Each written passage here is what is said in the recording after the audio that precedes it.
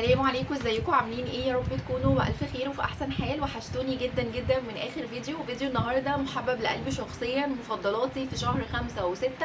زي ما انتم عارفين الفتره اللي فاتت او الفيديو اللي فات بتاع الفيفوريت كان 4 شهور فاتوا لاني ما كنتش بصور، فعملت لكم الفيفوريت بتاعه الاربع شهور مع بعض، وبعد كده هنمشي شهرين. طبعا احنا الشهر بتاع 6 لسه ما خلص، ولكن في حاجات كتير قوي انا استخدمتها وحابه ان انا اكلمكم عنها لاني فعلا حلوه وتستاهل ان انا اتكلم عليها. فيلا عشان الفيديو ما يطولش يلا بينا نبدا الفيديو. بس قبل ما ابدا الفيديو بتاعي عايزه اقترح عليكم اقتراح كانت بنوته قالت لي عليه في الفيديو اللي فات، اني لو اي حد عايز موضوع معين يكتبوا لي في كومنت ويقول لي مثلا ان هو عايز ايه، بس ما تكونش حاجه انا اوريدي صورتها وهو ما شافهاش، بس يكون موضوع انا ما اتكلمتش عنه قبل كده علشان يعني ما نقعدش نكرر نفسنا، تكون حاجه جديده وانا ان شاء الله اشوف المناسب ليا واكتبه، وان شاء الله اصور لكم الحاجات اللي انتوا عاوزينها كلها. فلو اي حد عايز اي موضوع يتكلم فيه يكتبوا لي في الكومنتس بتاعه الفيديو بتاعه النهارده، وان شاء الله احاول ان انا اجمعها واصورها لكم قريب باذن الله. طبعا زي ما انتم متعودين على الفيديوز بتاعه الفيفوريت بتاعتي اني ما بتكونش خاصه بمنتجات العنايه او الميك اب بس، ممكن اكون استخدمت الفتره دي حاجات تانية مختلفه، فطبعا بحب اكلمكم عنها. اول حاجه هتكلم عنها وقد ايه عجبتني جدا جدا جدا، وحقيقي ما بستخدمش غيرها من ساعه ما جات لي، هي البرفيوم دي من بيج اسمها جولدن ويل. البرفيوم دي هي دوب للبرفيوم الاصليه، مش برفيوم تركيب، مش مجرد برفيوم تركيب. زي ما انتم شايفين بصوا انا استخدمتها كتير قوي، وصلت فيها لحد هنا. بصوا بعد كل شاور اي حاجه او مناسبه ان انا احطها، لاني بجد بحس ايه ريحتها خطيره. دي البرفيوم الدوب بتاعه بيربري هيل، خطيره. احط لكم صوره البرفيوم الاصليه اصلا، ريحتها حلوه جدا، ما تفرقيهاش ابدا عن البرفيوم الاصليه.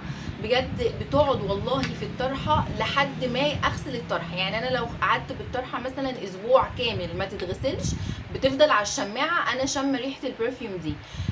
دي بيربري هير، ودي اللي هي جود جيرل، نفس الريحه بالظبط، بس انا بستخدم بيربري هير دي اكتر لان بجد ريحتها خطيره، ريحتها انثويه جدا، بتعجبني قوي بصراحه. فدول ممتازين جدا من الحاجات اللي كانت ايدي بتروح عليهم كتير قوي. فلو عايزين الفيديو هسيبها لكم في صندوق الوصف او في الكومنتس، يعني اللي حابب يعرف منين يقول لي، وانا هسيب لكم الفيديو قد ايه خطيره. الاسعار بتاعتهم كويسه عن طبعا البرفيوم الاصليه بتبقى غاليه جدا، فالاسعار بتاعه الفيديو دي كويسه جدا.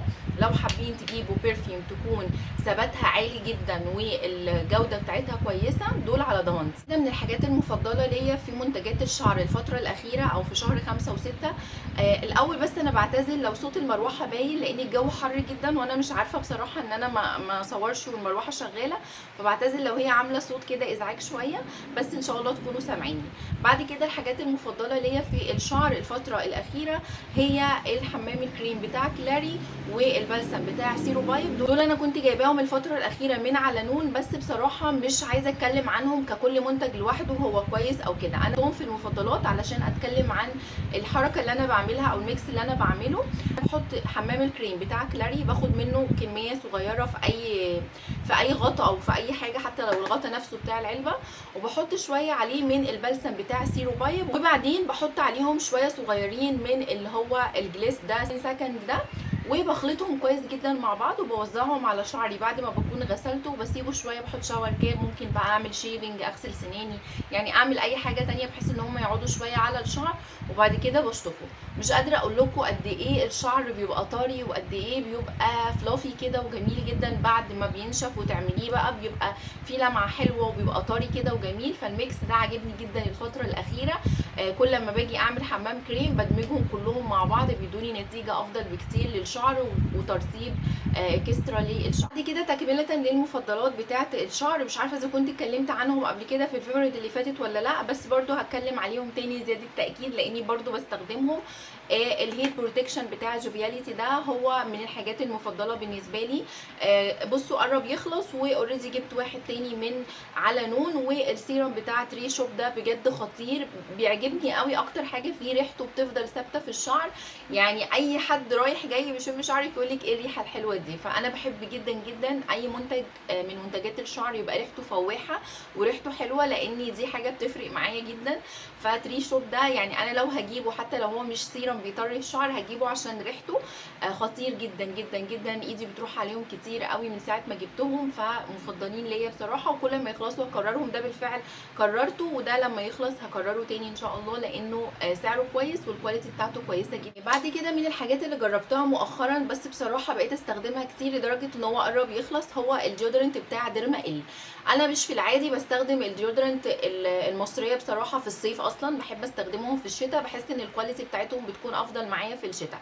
بس بتاع ديرما ال ده انا قلت اما اختبره كده، فبقيت انزل بيه، بقيت احطه بعد الشاور واتحرك في البيت مع التنظيف بتاع البيت والحركه، لا بلاقي ان الواحد بيعرق بس ريحته بتبقى حلوه. وهو اصلا الريحه دي ريحه نظافه قوي، وانا بحب الروايح دي ريحتها حلوه جدا. ففاجئني سعره كويس ومتوفر على صفحتهم او على نون او في اي مكان يعني، فبصراحه ده حلو جدا جدا بالنسبه لي، يفوق كمان بتاع ستارفيل. ده بالنسبه لي ثقه بالنفس اكتر، فعجبني جدا بتاع ديرما ال ده. حبيت اقول لكم عليه عشان لو محتارين في اختيار ديودرنت مصري، بتاع ديرما ال ده جميل قوي، خصوصا الشكل ده عجبني جدا. بالنسبه للبشره بقى، حاجه انا اتكلمت عنها كتير قبل كده وهفضل اتكلم عنها لحد ما يخلص لانه ما بيخلص. جل الصبار بتاع حاجه عرفه ده ممتاز جدا، بستخدمه مع الشفره بتاعه ترينا دي خطيره. دول يعني انا ركنت كل الشفرات اللي عندي وبستخدم دول بس مع بعض. الشفره دي ممتازه، ما بتتلمش حرفيا، ما بتتلمش، كل ما اجي استخدمها كاني بستخدمها لاول مره. فبصراحه جميله جدا، يعني هي لو غاليه هما الاثنين بيتباعوا في باكت مع بعض، بيبقوا في حدود 200 220، فهم لو اغلى شويه من شفرات تانية بس بيقعدوا فتره طويله. فبالنسبه لي ممتازه جدا جدا، جربتها وبجربها ولسه هجربها لحد ما احس ان هي خلاص اقدر استغنى عنها. الشفره نظيفه جدا، وجل الصبار ده ما بيخلص، بحب احطه جدا مع الازاله، بيسهل عمليه الازاله وبيزحلق الشفره كده من غير ما يعورني ولا اي حاجه. فالاتنين دول ممتازين. دي كده من الحاجات اللي جربتها كانت حاجات عنايه، بس مش ايدي بتروح لها كتير، بس لما جربتها عجبتني جدا. هو ملح استحمام ده او الاملاح دي اللي بتتحط في الباديكير. كنت جايباها اسمها افونا، كنت جايباها وركناها واستخدمتها في العيد كده، قلت اعمل باديكير لرجلي في البيت. خطيره خطيره خطيره، اللي معايا دي بريحه الليمون، بتدي انتعاش كده للرجل، وبتخلي كمان حوالين الضوافر كده ريحتها حلوه ومنعشه وبتدوب كده في الميه. فبصراحه عجبتني جدا، ما كنتش جربت حاجه زي دي قبل كده، فعجبتني جدا وبلاقي منها روايح كتير. فقلت لما انزل بقى اجيب منها كذا ريحه، بحيث ان انا كل لما اجي اعمل باديكير يبقى الريحه حلوه كده ومختلفه. فجميله جدا جدا بصراحه، وكمان بتشيل اي التهاب في الرجل كده، فعجبتني جدا. وما كانش سعرها غالي، كان تقريبا في حدود 35 جنيه. الحاجه اللي بعد كده انا لسه جايباها يا دوب في العيد، يعني لسه من قريب جدا، بصراحه لسه معايا في فيديو المشتريات، ولكن انا استخدمتها كتير من ساعه ما جبتها، فحبيت ان انا اقول لكم عليه لان عليه اوفر حلو جدا على نون. هو النيل بوليش ريموفر بتاع فلورمار. بصراحه اتفاجئت بيه، انتوا عارفين انا ما بستخدمش غير يولو، ومعايا حلو جدا جدا، فقلت اما اجرب بتاع فلورمار ده. طلع خطير، الالوان الغامقه بيشيلها بسرعه، بيشيل المانيكير بسرعه، وكمان مش بينشف الضوافر خالص، لانه هو كمان فيه زيت اللوز فبيطري حوالين الضوافر، حلو جدا عجبني.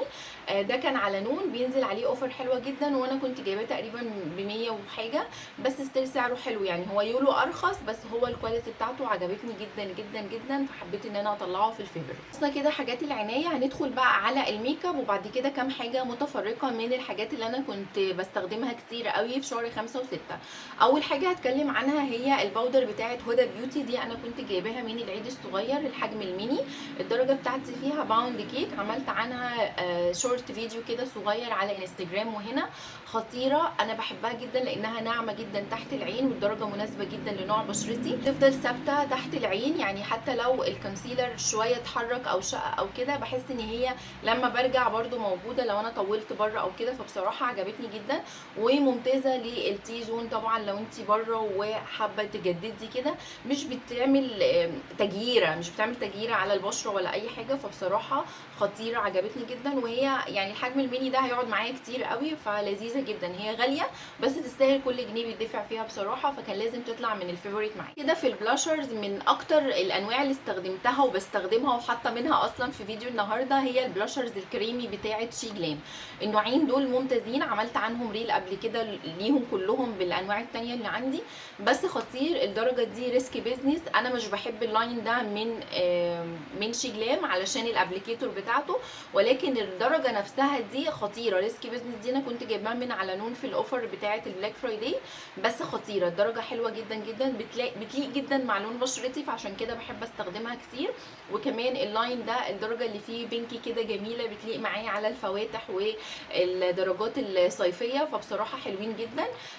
دي الدرجه بتاعتها. وطبعا لو انتوا عايزين تشوفوا السواتش بالتفصيل يعني هتشوفوا بقى في الريل وكده، انا كنت عامله لهم كلهم سواتش، فدول حلوين جدا جدا وبستخدمهم كتير، وبرده هيفضلوا من المفضلات. نوعين من المساكر بستخدمهم، واعتقد ان انا طلعتهم في الفيفوريت اللي فاتوا، فعلشان بستخدمهم هم فحبيت برضو ان انا اطلعهم.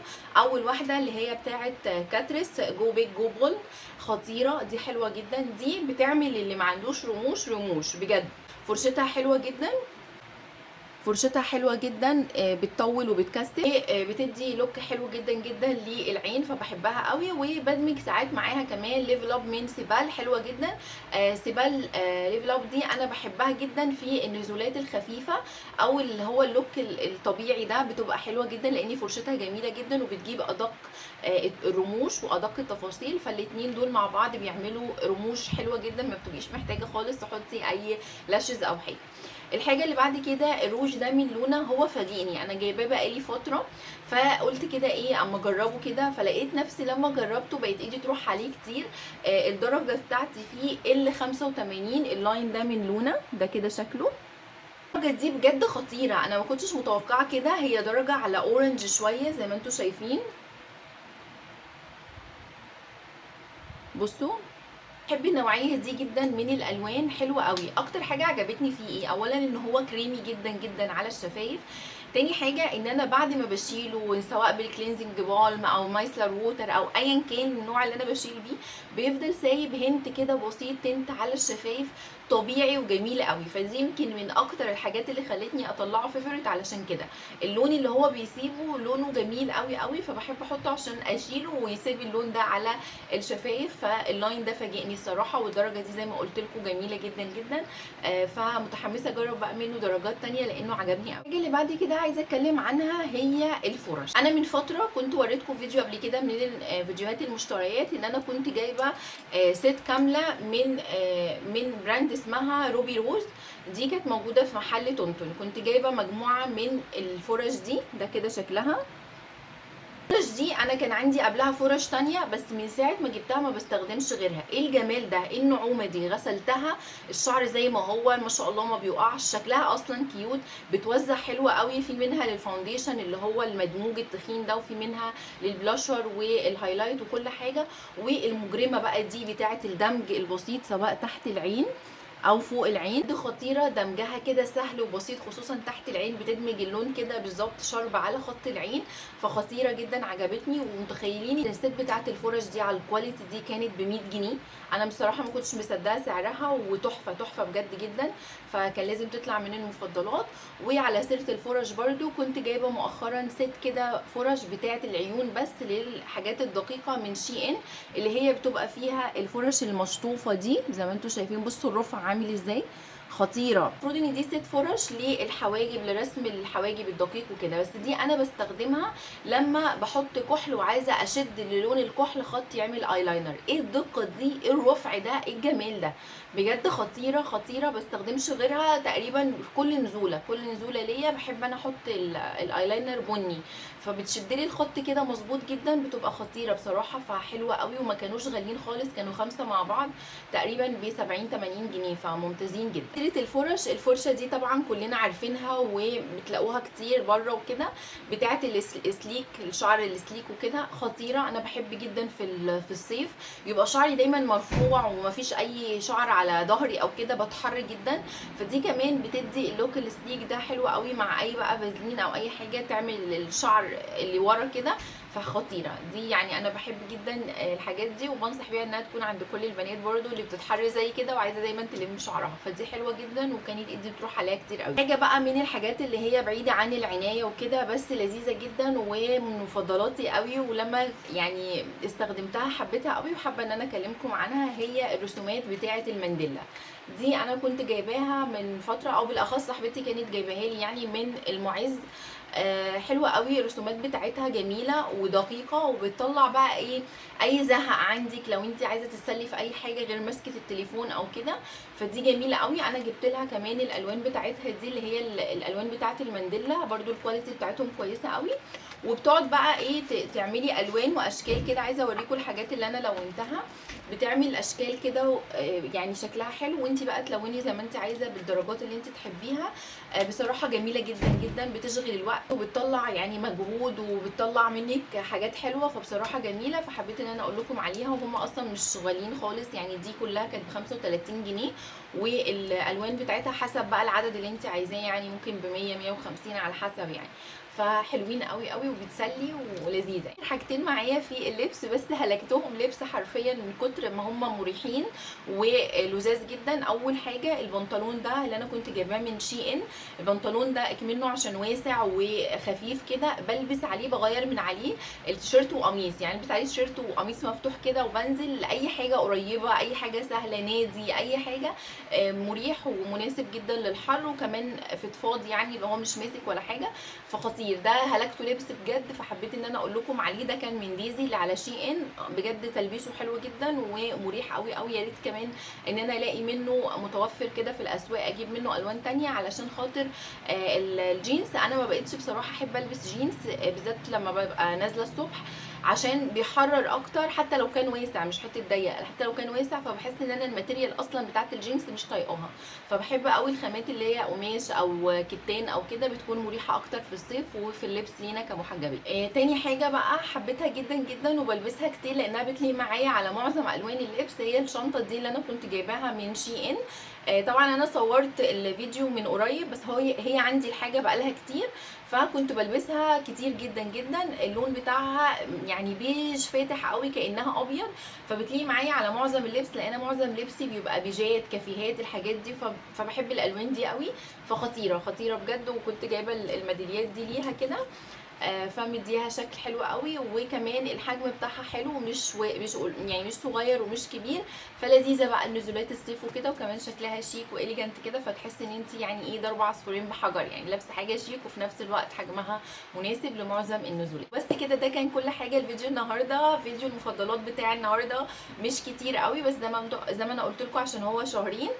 فكل شهرين كده نعمل اكتر حاجات انا بحبها واكتر حاجات ايدي بتروح عليها. يا رب يكون عجبكم واستفدتوا منه ولو بحاجه بسيطه. وان شاء الله اشوفكم على خير في فيديو تاني جديد قريب. مع الف سلامه.